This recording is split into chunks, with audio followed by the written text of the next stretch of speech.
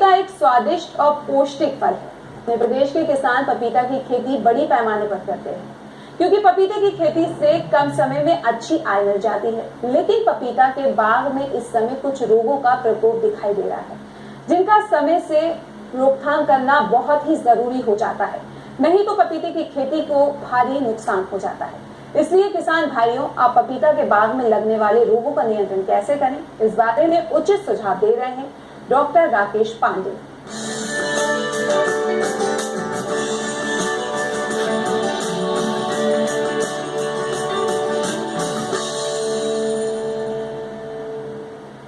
मुख्य रूप से पपीता को जो क्षति पहुंचाते हैं उसमें जो विषाणु जनित रोग हैं वो बहुत प्रधान रूप से क्षति पहुंचाते हैं और इसमें 3 मुख्य रूप से हैं, जिनमें एक है रिंग स्पॉट विषाणु या रिंग स्पॉट रोग कह सकते हैं, दूसरा है लीफ कर्ल जिसमें पत्तियां ऐंठ जाती हैं और तीसरा है लीफ क्रिंकल जिसमें पत्तियां पूरी तरीके से ऐंठ जाती हैं।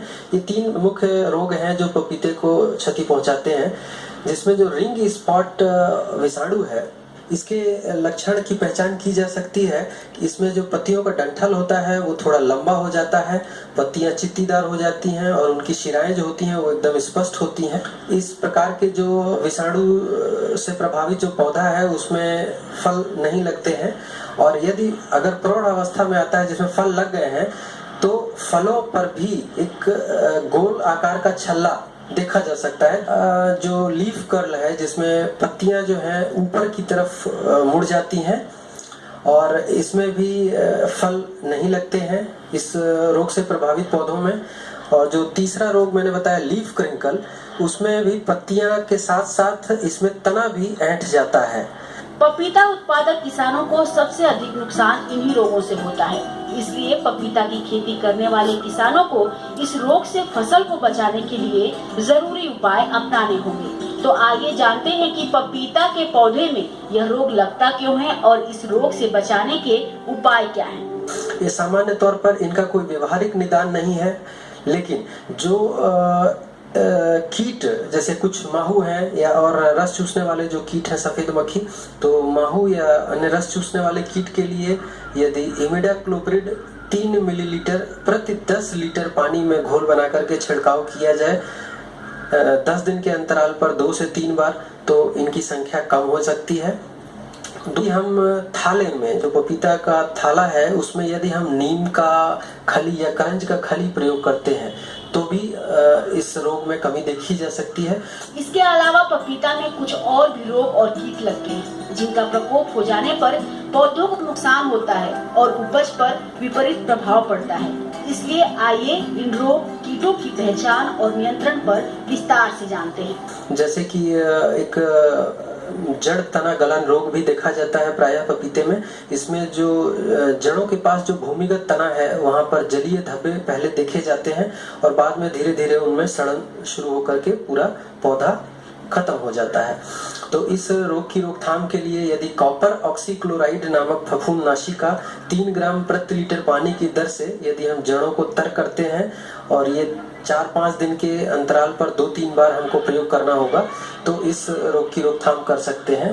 कभी कभी एंथ्रेक्नोज एक समस्या है, उसको भी देखने को मिलता है। इसमें जो फल हैं वो विशेष रूप से ज्यादा प्रभावित होते हैं, जिससे उसका जो मार्केटिंग है, जो विपणन है वो प्रभावित होता है। इसमें फलों में पहले आधे हिस्से में पहले सफेद दाग धब्बे पड़ते हैं और बाद में वो पीले होकर के काले हो जाते हैं। इस रोग की रोकथाम के लिए भी यदि हम डाइथेन M45 या डाइथेन Z78 का 3 ग्राम प्रति लीटर पानी की दर से छिड़काव करते हैं तो एंथ्रेक्नोज की समस्या से भी निपटा जा सकता है। कहीं कहीं यदि फलों का ये जो कलियां हैं या इनका डंठल है यदि उसमें मुरझाने की समस्या दिखाई देती है, वो भी एक फफूंद जनित रोग है। वहां पर भी यदि हम डाइथेन M45 या डाइथेन Z78 नामक फफूंदनाशी का 3 ग्राम प्रति लीटर पानी की दर से छिड़काव करेंगे तो ये जो कलियां हैं जो हमारी सूख जाती हैं या गिर जाती हैं उससे भी निजात मिल जाएगी। कहीं कहीं एक मिली बग की समस्या भी देखी जाती है। एक गुजिया कीट है और इसका प्रकोप सामान्य तौर पे पत्ती के ऊपरी हिस्से पे, पौधे के ऊपरी हिस्से पे देखा जाता है। ये पत्तियों से रस चूस लेते हैं जिसके कारण पत्ती जो पौधा है वो लगभग मृत प्राय हो जाता है और उत्पादन क्षमता पर इसका असर पड़ता है। तो अगर रोकथाम के लिए यदि नीम का तेल 3 मिलीलीटर प्रति लीटर पानी की दर से यदि उसमें थोड़ा सा सोडा मिला लिया जाए तो इसका काफी अच्छा प्रभाव देखने को मिलता है। अन्यथा किसी रसायन का यदि हमको छिड़काव करना है तो इमिडाक्लोप्रिड 3 ग्राम प्रति 10 लीटर पानी की दर से हम छिड़काव करें तो इस कीट से भी काफी हद तक नियंत्रण प्राप्त किया जा सकता है। आगे और भी है।